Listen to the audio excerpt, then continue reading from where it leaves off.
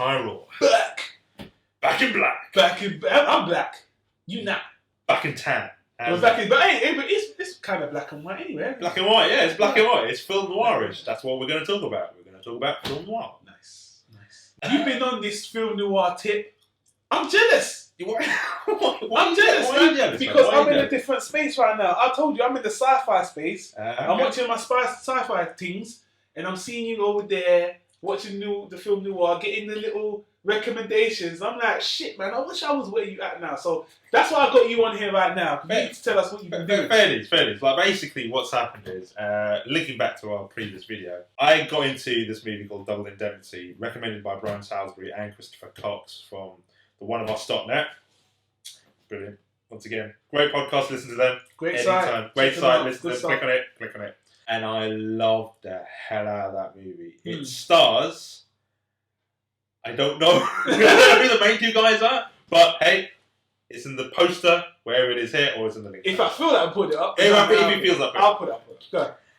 But it's basically this insurance salesman knocks on the door in this Hollywood place. Beautiful woman comes down, and they have a bit of a chat, and he's kind of like, fancies the pants off her. And basically what happens is, they kind of conspired to murder the husband. Mm-hmm. And so you have to do it in a certain way to then get the money back. However, there is somebody who was thinking that's not going to work out. And that is where Edward Robinson comes in. Edward Robinson is the insurance salesman's boss. Mm-hmm. And he is so good, because he's always that guy who goes, Nah, there's something up. There's always something up, because there must be some kind of way of getting this. There must be some kind of murder, and somehow he's suspicious. He's suspicious. Suspicious. And he always says, "I trust the little man in here." And I sit there going like, "Yeah, I like that. The little man in here." I'm like, I trust my little man in here as well. That's not what people call little man anymore. I know. That's how outdated it is. They've got different places from. That's a little bit. But I like how he said it. I like his kind of terminologies, like his little man, his conscience, his kind of gut feeling. So this was your introduction to the film noir. Yeah, this is my introduction to film noir. Now let me just ask you a question, because there's been a lot of debate online about the term film noir. And I just want to, because I'm a Tyro, that's what we're at Planet Tyro, and my understanding, I need clear definition. I need to understand what film noir is. So from your understanding, and not being a professional, because I ain't putting you on the spot, what would you define, from what you've been told and what you understand, as film noir? It's basically a cinematic term for the classic Hollywood crime dramas with more of a cynical attitude and basically sexualized females. Yeah. And just a bit more of sexualization. Some more gritty dramas, people with like fedora hats and cigarettes. Yeah. Speaking in really good kind of like one-liners. It's like she walked into my life like a I don't know, like something or other. It's just that kind of, that aspect of it. I'll just sit there going like, wow, they just don't make these anymore, and that's why I love it. I'm thinking of you saying that. Is Casablanca a film noir? It's got some of those elements. Some aspects of it, like that kind of. Yeah, I know people are like, no, right now, no, it's not. Yeah, I can only hear people like, no, it's not. Don't. Yeah, but like it can be seen in a way, but it can be played with that kind of aspect of it. Yeah. But it's not film noir. Yeah. The best way to sing a film noir. I don't think I would call it film noir, but I'm just throwing it out there. The best way to sing a film noir, or the best characters in a film noir, is probably a detective, like a gumshoe detective. Yeah. Femme fatale, you have to have a femme fatale. People in bloody fedoras, man. You just need people fedoras. That's why I'm wearing. Well, this isn't a fedora. This is a straw hat, but whatever. It is. It's those aspects, and it's that kind of witty repertoire, that witty kind of one-liners that you sit there going like, wow, they really don't write these kind of lines like this. Yeah. So that's my introduction into film noir and my definition for film noir. The next movie I did see, which I liked but I didn't think was amazing, was A Touch of Evil. Stars Charlton Heston. The director, as well as starring, is Orson Welles. And Janet Leigh, who's also very famous for Psycho. She's the first woman who does. She's the one who died in Psycho. Okay.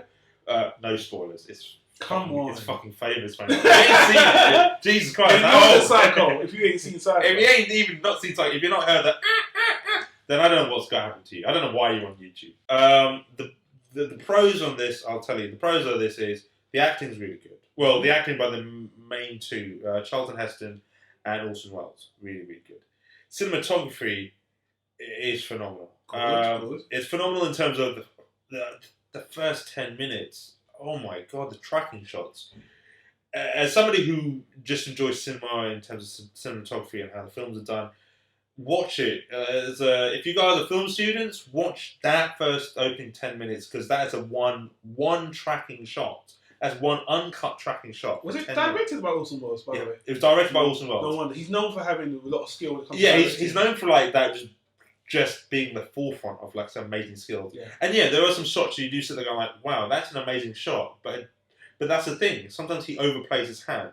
Sometimes sometimes he plays some amazing shots, but you're just like, it looks a bit out of sync. It looks a bit just a bit out there. It looks a bit alien. Yeah. Is it a long movie, by the way? It was a typical 1 hour 50 minutes, 1 hour 40 minutes. So it wasn't too bad. That's a couple of the noir movies I've seen. But if you want to talk about neo noir, we've seen. I know you've seen a neo noir. Well, I asked you before we started recording. Yeah. Would you class Sin City? Sin City is a neo noir. Yeah. Definitely neo noir. Yeah. Well, it ticks every single box you illustrated before. Yeah. But because it's a comic book movie, Yeah, it's a comic book movie done by Frank Miller. Whatever. It's a neo noir. That's a neo noir. Chinatown's a neo noir. I saw Chinatown recently. Oh. Didn't like it. You didn't like it because I didn't like it because I was looking at a lot of Jack Nicholson movies and I was like, oh, Jack Nicholson's a don and Chinatown's his best movie. And I guess I have, because Jack Nicholson has become such a character in his own right. Yeah. He acts a certain way in all of his movies. This movie, he acts very different, very straight. He's a police detective as well. And the movie is very grim, very political, and has a really fucked up ending. The movie is a good movie, but I personally don't like it. But I'm not disputing the movie's not good. It's just that I personally, overall, did not like the movie. Forget it, man. It's Chinatown. That's all I gotta say. Forget it, man. It's Chinatown. It's a fucked up town. It's a fucked up town. It's just I watched it years ago, and I did sit there like, wow, that's a fucked up movie. I know you're still on your journey. I'm still on my journey, and you've had a lot of recommendations. And the funniest thing, one of my favourite movies of all time, and you know this is my favourite movie. Hell, I even dressed up as the character in Comic Con.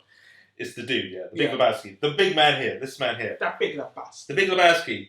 It's very, very loosely based on a film noir. Really? Yeah, it's very, very loosely based on a film noir. What do I mean loosely? Very, very loosely. Okay. But I wouldn't consider it as a film noir or even a neo noir, but it's very, very loosely based on a film noir, from what I've read. Fair enough. Well, before we wrap this up, I mean, have you've been recommending some movies? Do you want to throw some movies out there people might be interested in? Film noir? Film noir. So basically, Maltese Falcon, I definitely do want to see. Yeah. Third Man, another Orson Welles movie, which I've seen, and that's pretty good. There's a couple of others, but those are the two that I can think on top of my head. But that's fine because if I go down my list, I will recommend some more. We've had some recommendations through Facebook, but people, that's what you're there for. You're watching this, you've been listening to us. These guys don't know what the hell they're talking about. I know Film Noir. If you know, tell us, because I eventually want to get to that place. I want to watch the best film noir, so people, please let us know in the comments below. Before you go, before you say anything else, you said you're into your sci-fi. Have you seen Blade Runner? I have. I need to watch it again. Blade Runner is considered a neo-noir. I'm not surprised, but the film Blade Runner? Yeah. I've heard there's like 9 different cuts of it. It's really Scott. And it's that how it is. And they're still working. I heard they're gonna reboot it or they're gonna sequel it. I stayed away from it because honestly I didn't appreciate it. I'm gonna use what don't do it. I didn't appreciate it the first time I watched it, and now all these cuts. I don't know. Maybe I'll just read the book and be done, and just leave that as the definitive end. Because honestly. But yeah, let's cut it off there, people. Let us know any film noir recommendations you have, and let us know if you think we don't know what the hell we're talking about. Tell us that, yeah. Tell us that. Yeah, this guy doesn't know what the fuck he's talking about, yeah. And we'd love to hear your responses. Exactly.